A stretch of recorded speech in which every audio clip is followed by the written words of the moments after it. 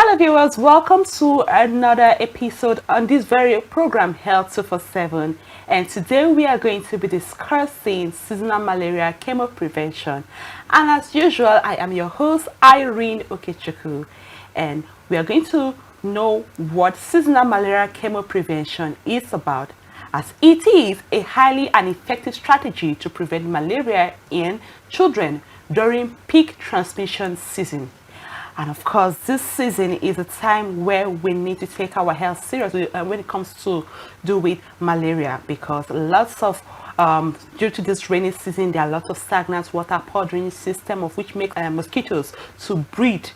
And when they breed a lot, they come and start biting people, like a lot of people, and they are being affected with malaria. And it becomes a very big problem in our society. So this seasonal malaria chemoprevention involves giving anti-malaria medication to children under 5 years of age, typically in areas with highly seasonal malaria transmission, as malaria is a life-threatening disease. So as usual, I will not be alone. I have a public health expert who will take us through on this very topic, seasonal malaria chemoprevention. So join us on this very topic, seasonal malaria chemoprevention. Go on a short break, and when we come back, we'll unveil our guests. Stay tuned.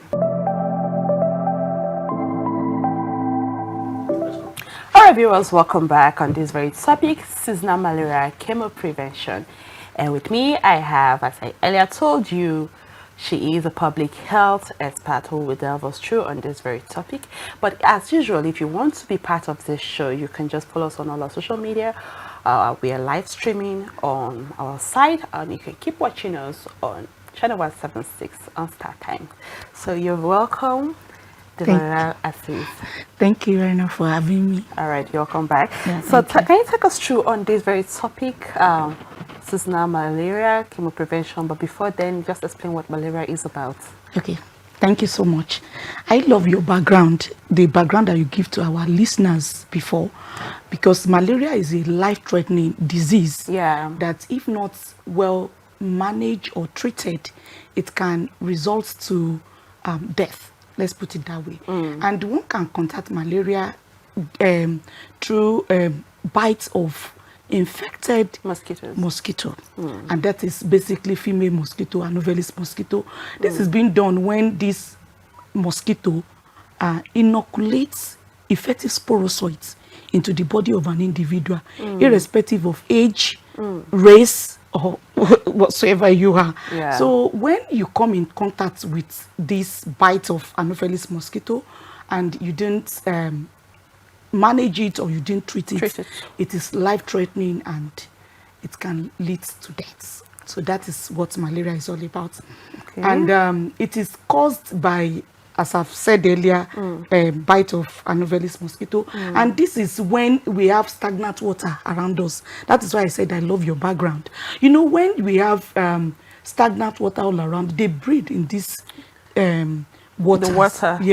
And they coming into our houses when we have blocked drainages. Yes, all around. Those are just like this present rainy season, that there are lots of floods, and even you see stagnant water just when nobody is even caring about his hygiene again. Yes, environmental hygiene, like that. Yes. So these are the means through which this mosquito breathe, and they come in contact into our houses when we don't take preventive measures in place, and we are down with malaria. So that is why we are here to talk about seasonal malaria chemoprevention. It is an initiative by Malaria Consortium in partnership with public health departments to see that our children don't come down with this malaria. Permit me to give us the background of this disease burden.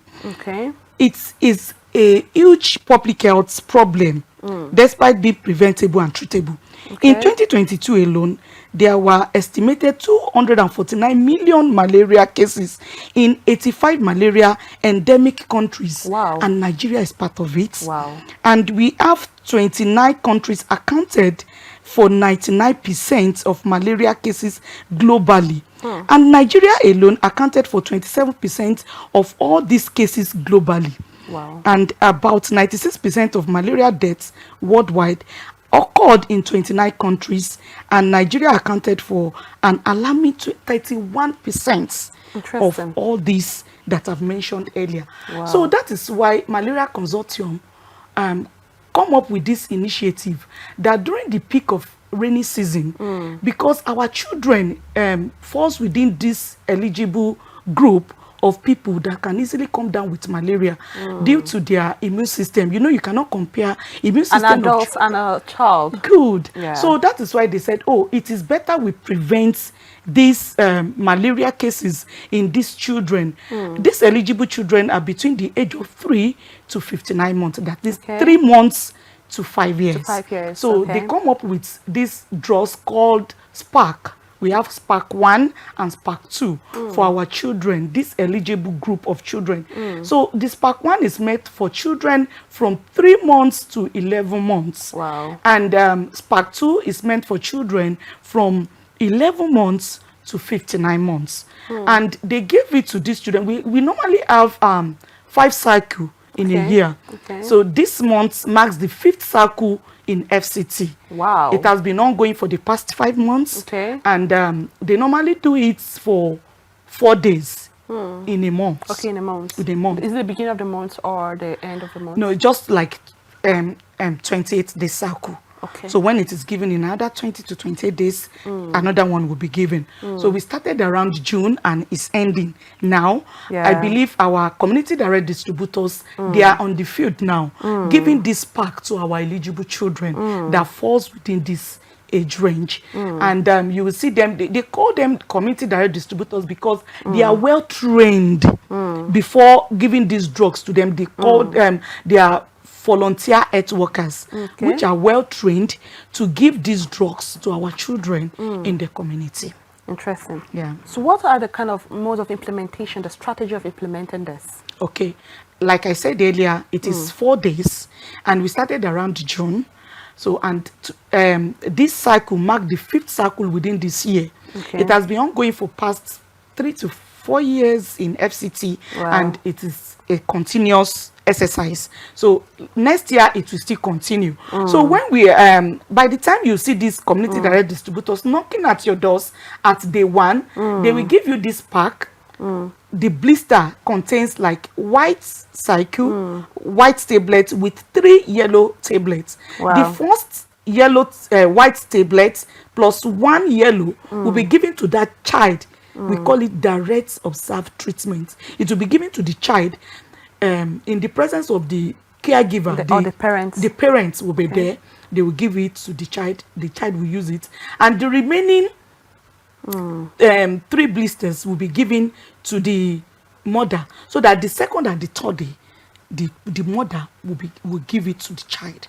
Oh, really? So and the lead mothers, we have lead mothers that will be coming around to remind our caregivers, our mothers, our fathers, have you given the child the second and the third dose. Okay, for instance, if this child is being given this pack, as you said, does it mean that the child will not fall ill, like get malaria again? Okay, it's a preventive medicine. Okay. It depends on the how will I put it now?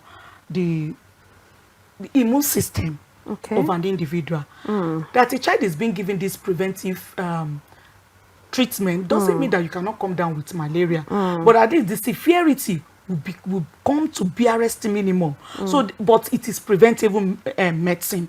So by the time you give it to a child, the child might react. Another child, it will prevent the child from coming down with malaria with other measures, not necessarily this pack alone. The child must sleep under insecticide treated nets, and all our environments being clean, free from stagnant water like that. But that your child is being given this immune system divers, that doesn't mean that other child cannot come down with malaria. But if you notice that your child is coming down or is having some minor illness that you didn't understand, you quickly carry just the child to nearby health facility. We have trained health workers there that will assess the child and take the treatment further from that place. But when you are trying to implement this, are there challenges that people face? Because it's not everybody that will open their door or their gate for you to just come and administer drugs to them. Like if you come out, like me, I may allow you to come in, but there are some people that are not learned, they are illiterate, that, like put it that way, that they don't even know the campaign, they don't even know what you are doing. So what are those challenges you people face while implementing this? Okay, a lot of challenges, thank you. We have so many called educated illiterate. Let me take it from there. Some people believe, oh, I have my money, I can take my child to any hospital and get treatment. But they forgot that this is a preventive medicine, and it's not a thing that you can see over the counter, that you can easily see even in pharmacy, that you said, oh, I want to buy preventive medicine. Exactly. It's not a treatable medicine. It is just to prevent. So we have so many groups like that. We have some that we say, oh, is it now that government remember us? Is it so they don't see that we need other things than this preventive medicine? So we have so many people like that, or so many people that are illiterate. They don't really know the importance of all this preventive medicine that we are giving. That is why we are coming out like this, to sensitize our general populace, to let them know there is a preventive medicine that can really save you a lot, save you costs. Because if your child is down with malaria, you spend a lot of money. A lot of money. You cannot go for your daily activities. Take, for example, now I'm here now. Peradventure, I have a young ones between the age of that 3 to 5 months, and he's down with malaria. You can't come here. I cannot come here. So there is a lot of things that if you don't take these measures in place, you yourself will bear the consequence. Economic hardship is there. So the money that you'll be spending on buying drugs is there too. You cannot go for your daily activities, you know, taking care of your baby and your loved ones. So putting all that in together is better. You prevent this by using this pack for our children, so that you'll be safe, your child will be safe, you are all at peace in the family. So I understand that it's more like a campaign that you people are doing at this particular point, but is it just the health workers? Do you people engage other people, just like engaging the community leaders? If you do, what are the roles that the community leaders play? We don't work alone. It's not a standalone program. We engage our religious leaders.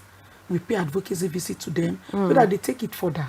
They help us in cascading the information to their listeners. Both Christian, Muslim, we pay advocacy visit to them, and we give them those messages, which we believe they'll be doing so well.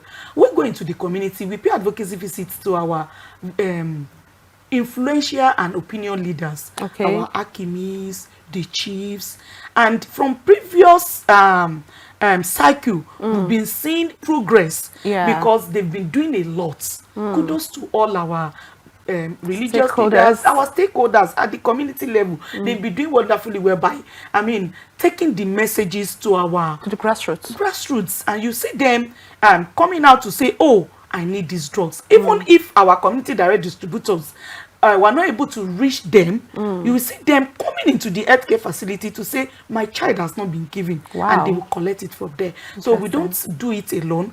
We engage stakeholders, our partners, influential leaders, opinion leaders, and also we engage our town announcers. They move around the communities to propagate this, I will call it gospel. Yes, they propagate this gospel. You see them making announcements about this seasonal malaria chemoprevention, and we've recorded a lot of success rates in previous cycle.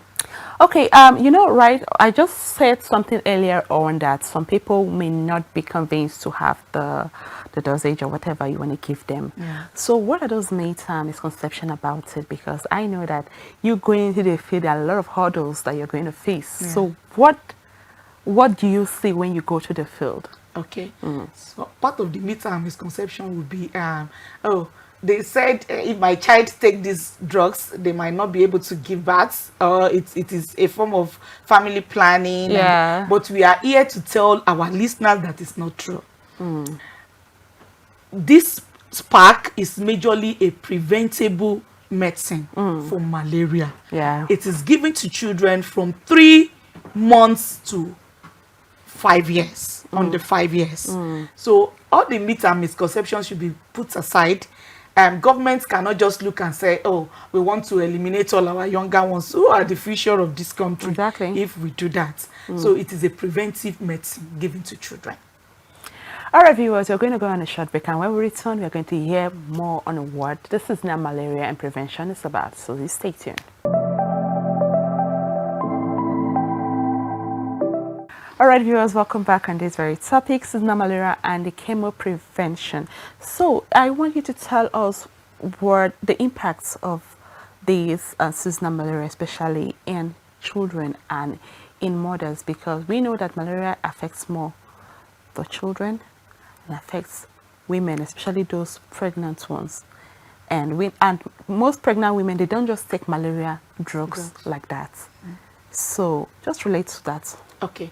The impact on the children is that, you know, a child that comes down with malaria will not be able to go to school. Yeah. So education-wise, the child may be down, and it causes severe anemia in some children when they are not treated on time. You see a child with stunted growth. So there are a lot of things complications that set in before it can result into that. So that is why it is better for a child to be given all this preventable medicine on time, not until when the child now comes down with malaria itself before you now go into treatment. And you see some of our caregivers and mothers that will be going into traditional means of treating these children. They will not seek proper health care management advice. So there are a lot of complications that may set in. So on the part of the mothers, like a pregnant woman, nursing mothers as well. Yeah, a pregnant woman that did not take preventive medicine, we call it preventive medicine too, on malaria during pregnancy, may have a child that has a low birth weight. You give birth to a child that the birth weight is very, very low. Then in some mothers, you can have miscarriage. Wow. So that is why it is good you start your antenatal care on time. When you know that, oh, I'm pregnant now, seek medical care, go to nearby health facility, get registered. There will be a time that they will give you preventive medicine so that you'll not be able to come down with malaria during pregnancy, so that you not have miscarriage, neither will you have low birth weight child. So that is. So I thought that people are now administering this into children, at least within the age of 3 months to 5 years. Why don't you administer it to also pregnant women? Okay. No, there are drugs. These drugs is basically for, like I said, eligible children. Okay. We have drugs too that is preventable medicine for pregnant women. They will assess that in the healthcare facility. When they go for antenatal care, that is when they will assess that. It is not something that we are going house to house, door to door to give to all our pregnant women. You come to our healthcare facility, then we have trained healthcare workers that will assess you, your age, your weight, and a lot of assessment before they will now give you these drugs, preventable drugs too, during pregnancy. Okay, why are administering these drugs to children now? Do they have side effects? Like, will they be feeling sicky, throwing up, or feeling dizziness? Or what are those side effects? Body system diverse. Okay. Like I mentioned earlier, you give it to some children and they are good to go. You give it to some, they'll be running temperature. But when you notice all this, it's not every children that has maybe side effects from these drugs. Let me say 80% of children did not have side effects. But there are side effects, right? There are in some children. It depends on the body system. So if you notice that prevention, when the CDDs, the community direct distributor, come into your house and they give those children these drugs, if you notice that such a child is having maybe high temperature or whatever, don't treat at home. Carry such a child to nearby health facility. I'll go for test first. Yes, they will assess you. So don't say, oh, let me continue. Don't continue with the drugs. Take such a child to nearby health facility. But in most cases, you see such child coming down. I mean, the temperature will come down and they will continue playing with their lives. Okay, so now how can we promote this? Can you just summarize in summary of everything you have said? How can we promote this SMC, that is the seasonal malaria chemoprevention? Oh, good. Our listeners, please, if you see our CDDs, they are still at our doorstep now, moving from house to house to give these drugs to our eligible children. Please allow your children. Give them this opportunity of taking this preventive medicine. It is given seasonally, and this is the 5th cycle in 2024 alone. And I guess there will be more pop tomorrow. So prevention your child was not being able to give today, you still see them coming around tomorrow. Let them have this drugs given to them, to our children, eligible children from 3 months to 59 months. So basically that is it. It will still continue next year and will still come to sensitize our general population. So before you run back to your clinic, I want you to clarify, is it just in the FCT that it is being given, or in the whole of the nation?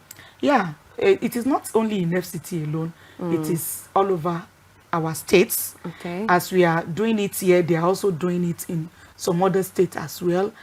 So you see our community direct distributors going house to house. They are well trained. Wow. They are well trained. How do we identify them if we see them? Okay, you see them putting on this reflective jacket or in t-shirts or in face cap, in which seasonal malaria chemoprevention SMC will be written on the reflective jacket. That is to show that they are from government parastatals. They are not just coming on their own. Yeah. So we can open the door for any of them to see them. So for so far, what are those successes people have recorded since you people started? Okay, since cycle 1, we've recorded like, let me say 90% success rates. People have been coming, they've been coming out to take these drugs. You've seen our opinion leaders, our religious leaders, you know, all our stakeholders coming together to make it a success. And we thank God we've been recording a good success rates. Interesting. Thank you very much for educating our viewers on this seasonal chemoprevention, right? Where I think at least our viewers have grabbed 1 or 2 things. At least when they see people come with your jackets or your t-shirts, they are going to open the door for you all. Thank you very much for coming on the program on Health 247. Thank you.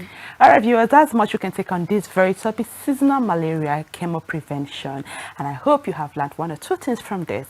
And if you see them, especially on this jacket, do not close your door. Open the door for them, because health is wealth, and always take your health serious. It's been your host, Irene Okechukwu, on this very program, Health 247. And we hope to see you same time and the same station. So stay tuned and keep watching us on Rapid TV, channel 176.